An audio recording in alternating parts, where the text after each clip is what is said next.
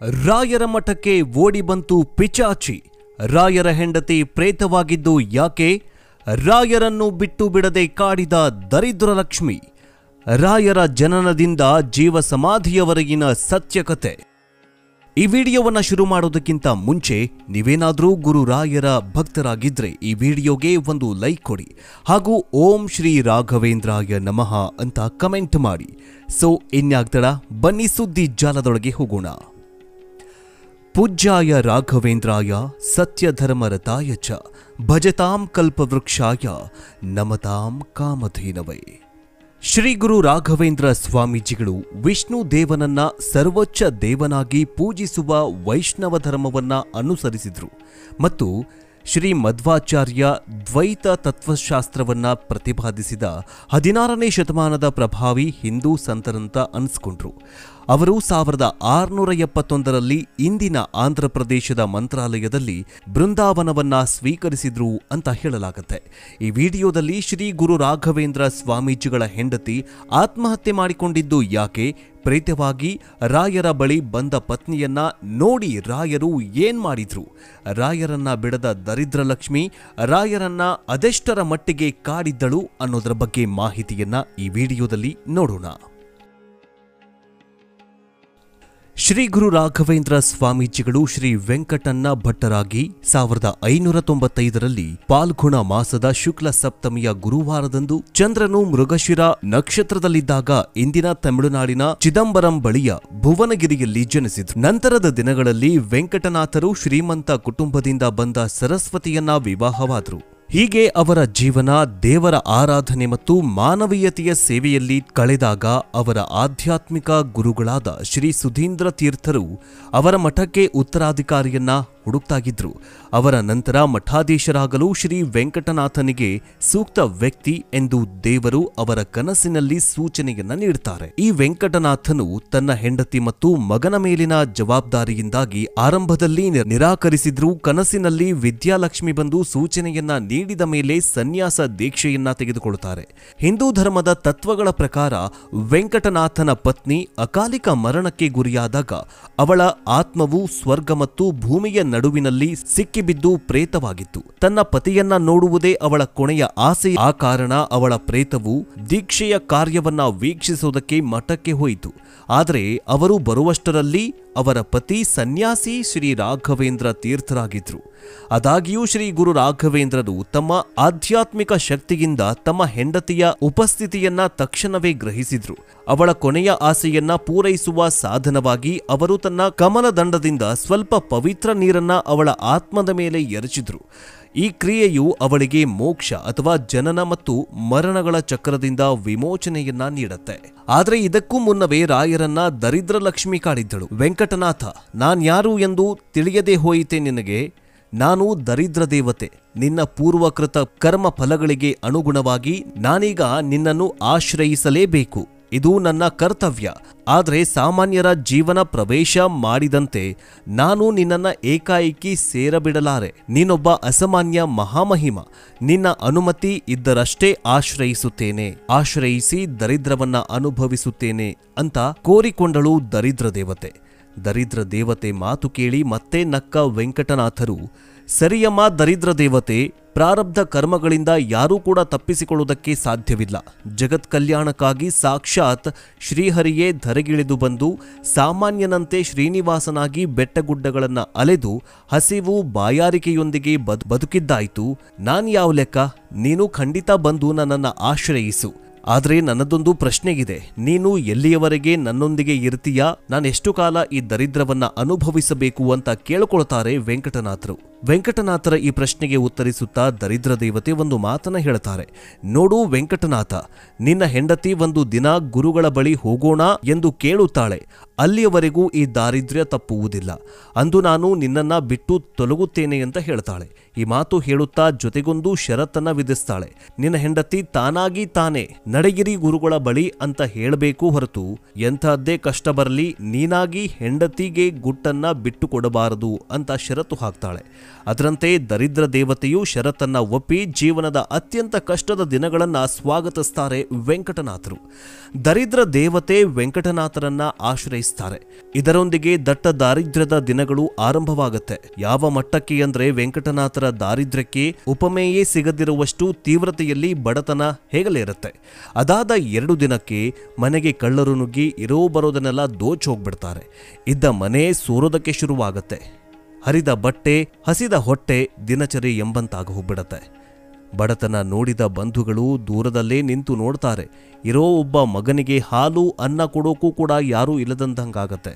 ಅನಿವಾರ್ಯವಾಗಿ ಮಕ್ಕಳಿಗೆ ವೇದ ಪಾಠ ಹೇಳಿಕೊಟ್ಟಾದ್ರೂ ದುಡಿಮೆ ಮಾಡೋಣ ಅಂದುಕೊಂಡ್ರೆ ಅದಕ್ಕೂ ಕಲ್ಲು ಬೀಳತ್ತೆ.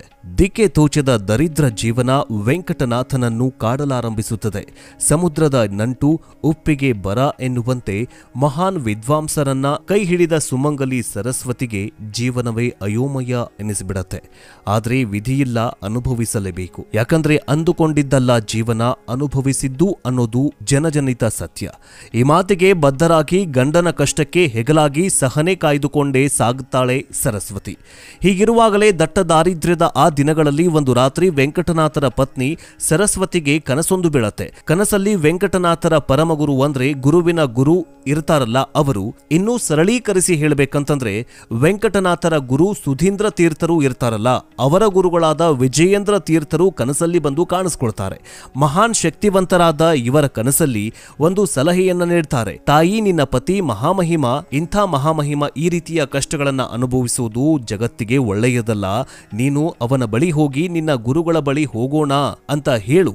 ಅಂದೇ ಅವನ ದಾರಿದ್ರ್ಯವೆಲ್ಲ ನಿವಾರಣೆಯಾಗತ್ತೆ ಅಂತ ಸಲಹೆಯನ್ನ ಕೊಡ್ತಾರೆ ವಿಜಯೇಂದ್ರ ತೀರ್ಥರು. ರಾತ್ರಿ ಕಳೆದು ಬೆಳಗಾಗೋದನ್ನೇ ಕಾಯ್ತಾ ಇದ್ದ ಸರಸ್ವತಿಯವರು ವೆಂಕಟನಾಥರ ಬಳಿ ಬಂದು ಇನ್ನೆಷ್ಟು ದಿನ ಈ ಕಷ್ಟ ಕಾರ್ಪಣ್ಯ, ಪರಿಹಾರ ಹುಡುಕಬಹುದಲ್ಲ ಅಂತ ಹೇಳ್ತಾರೆ. ಪ್ರತಿಯಾಗಿ ವೆಂಕಟನಾಥರು ಹೇಳೋದೇನಂತಂದ್ರೆ, ಇದೆಲ್ಲ ಕರ್ಮಫಲ, ಅನುಭವಿಸದೆ ಅನ್ಯ ಮಾರ್ಗವೇ ಇಲ್ಲ. ಸರಿ, ಹಾಗಿದ್ರೆ ಯಾವುದಕ್ಕೂ ಒಂದು ಸಲ ನಿಮ್ಮ ಗುರುಗಳ ಬಳಿ ಹೋಗಿ ಬರೋಣ ಅಂತ ಅಂತಾರೆ. ವೆಂಕಟನಾಥನಿಗೆ ಆಶ್ಚರ್ಯವಾಗತ್ತೆ. ಇದ್ದಕ್ಕಿದ್ದಂತೆ ಯಾಕೆ ಈ ಚಿಂತನೆ ಬಂತು ನಿನಗೆ ಅಂತ ಕೇಳ್ತಾರೆ. ಯಾಕೆ ಬಂತೋ ಏನೋ ಗೊತ್ತಿಲ್ಲ, ಬನ್ನಿ ಹೋಗೋಣ ಅಂತ ಅವರನ್ನ ಕರ್ಕೊಂಡು ಹೋಗ್ತಾರೆ. ಒಪ್ಪಿದ ವೆಂಕಟನಾಥರು ಷರತ್ತೊಂದನ್ನ ವಿಧಿಸ್ತಾರೆ. ನೋಡು ಸರಸ್ವತಿ, ಹೋಗಲು ನನಗೇನೂ ಅಡ್ಡಿ ಇಲ್ಲ. ಗುರುಗಳನ್ನ ನೋಡಿದ್ರೆ ನನಗೂ ಖುಷಿ ಆಗತ್ತೆ. ಆದ್ರೆ ಹೋದ ಮೇಲೆ ಎಂತಹದ್ದಾದ್ರೂ ಕಷ್ಟ ಕಾರ್ಪಣ್ಯ ಬಂದರೆ ಮಾನಸಿಕವಾಗಿ ನೀನು ಸಜ್ಜಾಗಬೇಕು, ವಿರೋಧಿಸಲು ಮುಂದಾಗಬಾರದು ಅಂತ ವಿಶೇಷವಾದ ಸೂಚನೆಯನ್ನ ಕೊಡ್ತಾರೆ. ದಿನವೂ ಅನುಭವಿಸ್ತಾ ಇರೋ ದಾರಿದ್ರ್ಯದ ಒತ್ತಡ, ಆ ಕಷ್ಟಕ್ಕಿಂತ ಇನ್ಯಾವ ಕಷ್ಟವಿರಲು ಸಾಧ್ಯ ಎಂದುಕೊಂಡ ಸರಸ್ವತಿ, ಹಾಗೇನಿಲ್ಲ, ಏನೇ ಆದ್ರೂ ಸರಿ, ನಾವು ಹೋಗಿ ಬರೋಣ ಅಂತ ಕೇಳ್ಕೊಳ್ತಾಳೆ. ತಮ್ಮ ಮಡದಿಯ ಮಾತಿನಂತೆ ತಮ್ಮ ಗುರುಗಳಾದ ಸುಧೀಂದ್ರ ತೀರ್ಥರನ್ನ ಭೇಟಿಯಾಗ್ತಾರೆ ವೆಂಕಟನಾಥರು. ಗುರುಗಳ ದರ್ಶನ, ಕೃಪಾಶೀರ್ವಾದದ ಪರಿಣಾಮ ವೆಂಕಟನಾಥರ ಬದುಕೆ ಬದಲಾಗಿ ಹೋಗ್ಬಿಡತ್ತೆ. ಅಂದಿನವರೆಗೂ ಇದ್ದ ದಟ್ಟ ದಾರಿದ್ರ್ಯ ದಿನಗಣನೆ ಮುಳುಗೋ ವೇಳೆಗೆಲ್ಲ ದೂರವಾಗಿತ್ತು. ಗುರುಗಳ ಅಣತಿಯಂತೆಯೇ ಮಠದಲ್ಲಿಯೇ ವಾಸ್ತವ್ಯ ಹೂಡ್ತಾರೆ. ಪ್ರವಚನ ಆರಂಭ ಮಾಡ್ತಾರೆ. ಗುರುಗಳ ಜೊತೆ ಲೋಕ ಸಂಚಾರಕ್ಕೆ ಹೋಗ್ತಾರೆ. ಹೋದಲೆಲ್ಲ ಕೀರ್ತಿ ಪುರುಷರಾಗ್ತಾರೆ. ಸಂಚಾರದ ವೇಳೆ ರಾಜರ ಆಸ್ಥಾನಗಳಿಗೆ ತೆರಳಿ ಸಂವಾದಕ್ಕಿಳಿಯುವ ವಾದಗಳನ್ನ ಗೆದ್ದು ಶ್ರೀಮಠಕ್ಕೆ ಕೀರ್ತಿಯನ್ನ ತರ್ತಾರೆ. ವ್ಯಾಕರಣ ಶಾಸ್ತ್ರದಲ್ಲಿ ಇವರ ಅದ್ವಿತೀಯ ಪಾಂಡಿತ್ಯ ಕಂಡ ಸುಧೀಂದ್ರ ತೀರ್ಥರು ಮಹಾಭಾಷ್ಯ ಅನ್ನೋ ಬಿರುದನ್ನ ಕೊಡ್ತಾರೆ.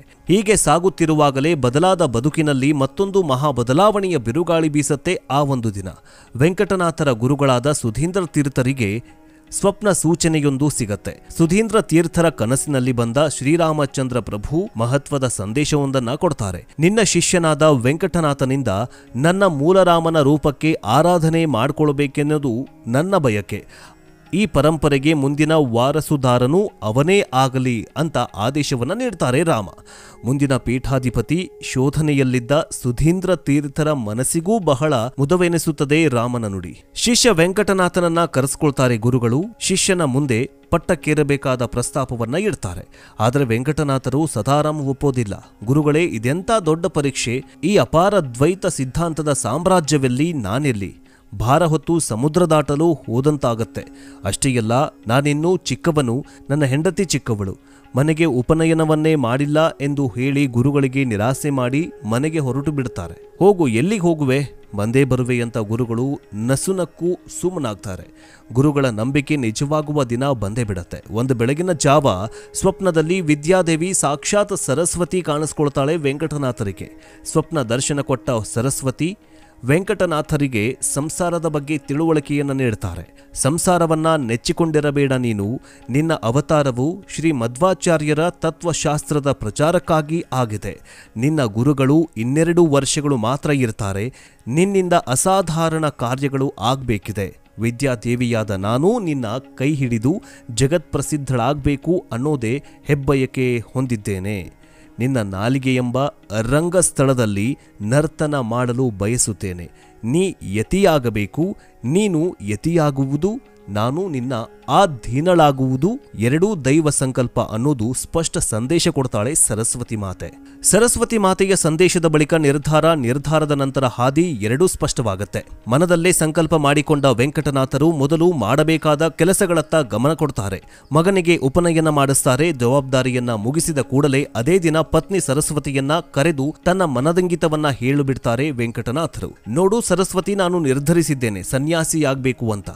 ಜನಕಲ್ಯಾಣದಿಂದ ನಿರ್ದೇಶನವಾಗಿದೆ. ಸಂಸಾರದ ಸಾಗರದಲ್ಲಿ ಮುಳುಗಲಾರೆ. ಮಗನನ್ನ ಚೆನ್ನಾಗಿ ನೋಡಿ ನೀನು ಕ್ಷೇಮವಾಗಿರುವಂತ ಒಂದೇ ಮಾತಲ್ಲಿ ಹೇಳ್ಬಿಡ್ತಾರೆ. ಅಷ್ಟು ಹೊತ್ತು ಮಗನ ಉಪನಯನದಿಂದ ಸಂಭ್ರಮದಲ್ಲಿದ್ದ ಸರಸ್ವತಿಗೆ ಒಮ್ಮೆಲೆ ಬರಸಿಡಿಲು ಬಡದಂತಾಗತ್ತೆ.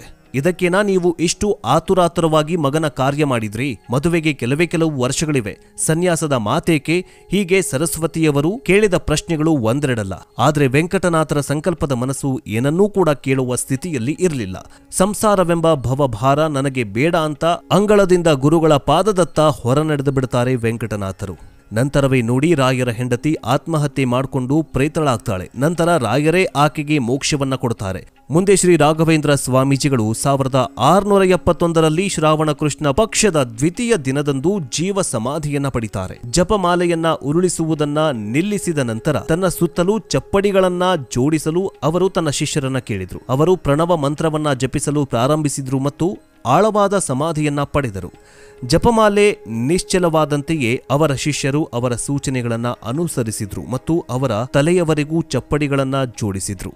ಮೇಲ್ಛಾವಣಿಯಲ್ಲಿ ಅವರು 1200 ಲಕ್ಷ್ಮೀನಾರಾಯಣ ಸಾಲಿಗ್ರಾಮಗಳನ್ನ ಒಳಗೊಂಡ ತಾಮ್ರದ ಪೆಟ್ಟಿಗೆಯನ್ನ ಇರಿಸಿದ್ರು ಮತ್ತು ಹೊದಿಕೆಯ ಚಪ್ಪಡಿಗಳನ್ನ ಇರಿಸಿ ಅದನ್ನ ಮಣ್ಣಿನಿಂದ ಮುಚ್ಚಿದ್ರು. ನಂತರ ಅವರು ಸ್ವಾಮೀಜಿಯ ಸುತ್ತಲೂ ನಿರ್ಮಿಸಲಾದ ಬೃಂದಾವನದ ಮೇಲೆ 12,000 ವರಹಗಳನ್ನ ಸುರಿಸಿದ್ರು. ಈ ದಿನಾಂಕವನ್ನ ಪ್ರಪಂಚದಾದ್ಯಂತ ಬೃಂದಾವನಗಳಲ್ಲಿ ಪ್ರತಿ ವರ್ಷ ಈ ರಾಘವೇಂದ್ರ ಸ್ವಾಮೀಜಿ ಆರಾಧನೆಯನ್ನ ಮಾಡಲಾಗತ್ತೆ.